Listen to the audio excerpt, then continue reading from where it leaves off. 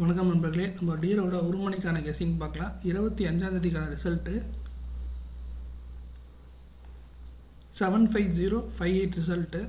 நம்ம கொடுத்த கெஸ்ஸிங்கில் ஆல் போர்டில் 05 2 நம்பருமே பாஸ் ஆகிருக்கு. அதே மாதிரி ஏபியில் 05 பாஸ் ஆகிருக்கு. ஸோ டோட்டலாக பார்த்தோம்னா நமக்கு ஏபி வந்து பாஸ் ஆகிருக்கு, சி போர்டு மட்டும் மிஸ் ஆகிருக்கு. 26ஆம் கெஸ்ஸிங் பார்க்கலாம். ஆல் போர்டில் நமக்கு 0 அதுக்கப்புறம் 8 கிடச்சிருக்கு. ஏ போர்டில் 8 அதுக்கப்புறம் 3, பி போர்டில் 4 அதுக்கப்புறம் 3 கிடச்சிருக்கு.